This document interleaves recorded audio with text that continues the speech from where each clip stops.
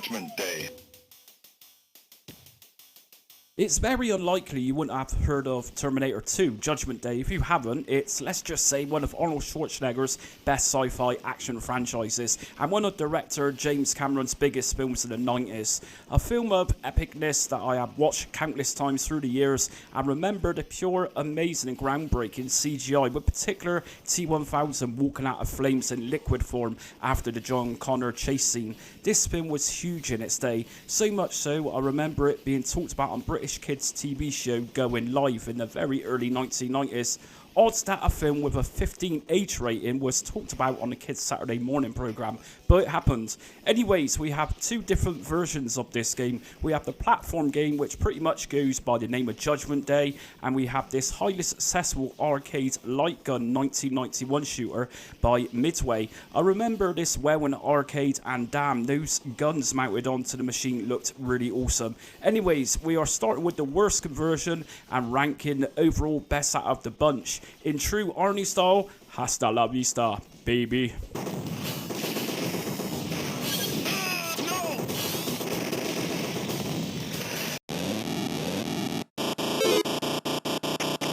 Now, I understand that the original Game Boy is severely underpowered for a game like T2, the arcade game, but really, should this LJN conversion really have ever been made? It released in 1992 and 1993 for different regions of the world. What was actually faithful with this port then? Well, the name itself was there.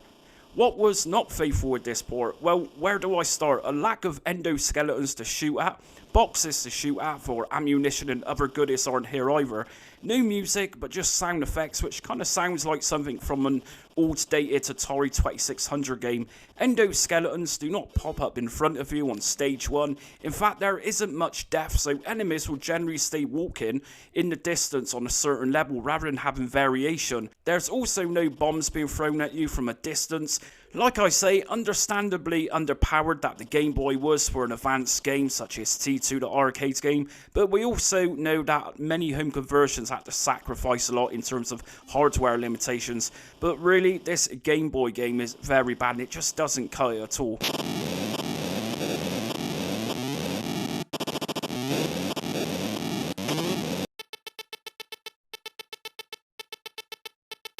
After playing the Game Boy conversion first, I wasn't optimistic that another portable 8-bit console could actually cut it, but this early 1994 Arena release certainly did.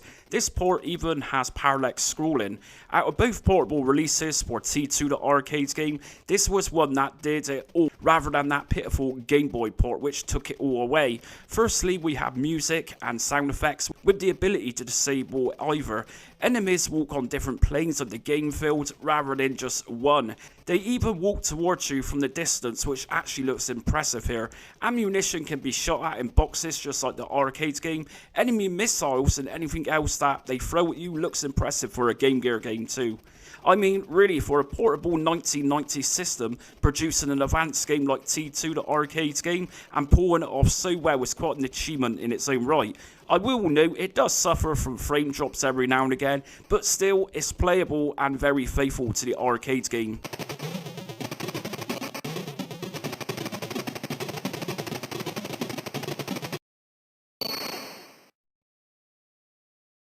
This Master System version is virtually the same as the Sega Game Gear port. It features everything the Game Gear port had in terms of visuals in that faithfulness aspect to the 1991 Midway arcade game.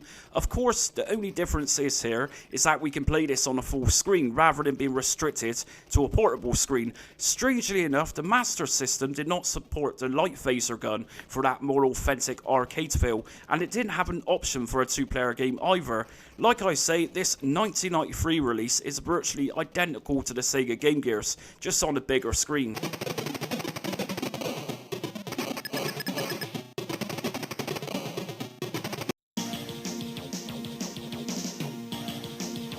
The Commodore Amiga's Virgin Interactive 1993 conversion is getting close to perfection. Throughout my arcade port series, Amiga has had a few impressive arcade conversions, and this is one of them.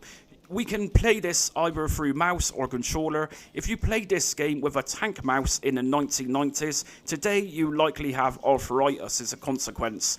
Now firstly, it has parallax scrolling, nicely implemented, and the colour palette used here is very nice too. So it is fairly pixelated compared to the arcade game, but this moves so nicely with little to zero frame drops considering everything which is happening on the screen all in one go. Throughout the game we get lovely illustrations of weaponry and cinematic narrative. We can enable or disable music and also comes with some nice voice synth too. This is a very impressive Amiga port for sure.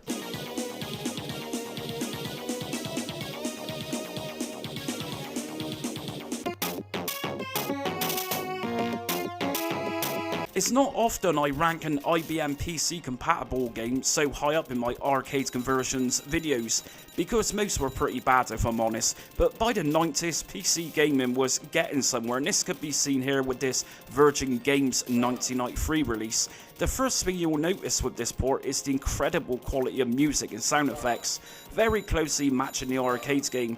No longer do we have beeper sounds. Secondly, the rich and dark contrast of colours used are much tidier around sprites and objects in terms of pixelation.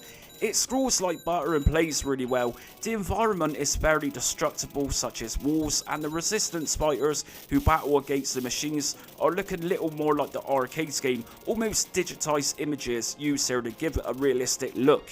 Now sadly, if you had an IBM PC back in 1993, this particular game was notoriously difficult to run due to the amount of memory it required to properly run it. If you did have enough or found a way to tweak it, then you have a mighty fine version of T2 the arcade game here.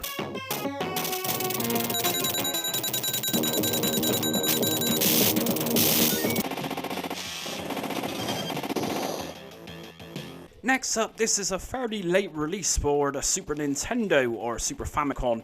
LJN released this back in 1994. We can play this conversion with a controller, a mouse, or the Nintendo Super Scope. The issue many found with this game was that by using the Super Scope, it would cause the screen to go pinky purple in colours, which was clearly not looked at or fixed before releasing it. If you happen to have a mouse from, say, the Super Mario Paint package, this port works really well with it. The Super Nintendo game can be played 2 players simultaneously. It looks nice enough, and without a doubt, the sprites used here look fairly authentic to the arcade game. It does play really well, but the next conversion is much better than this for those who also enjoy using a light gun.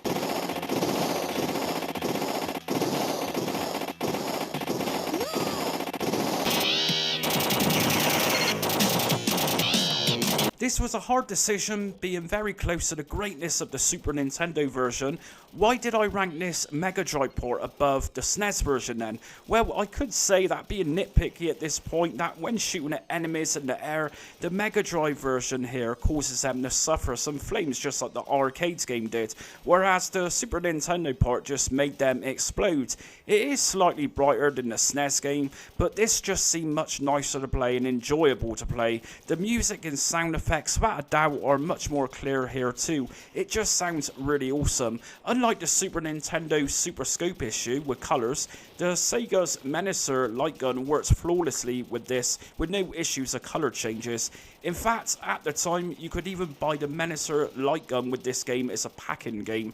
And that's it for today's ranking the T2 arcade port. So many of you have been asking for this one, and I'm always happy to take on new requests, but just bear in mind I've got a massive list of these arcade ports to go through. So which one would you have put in first place today? Did you agree with Mega Drive being in first place, or do you actually think the Super Nintendo deserved top spot here? Which version did you most play on? Personally, for me, it was the Sega Mega Drive. That's the version I played most of back in the day.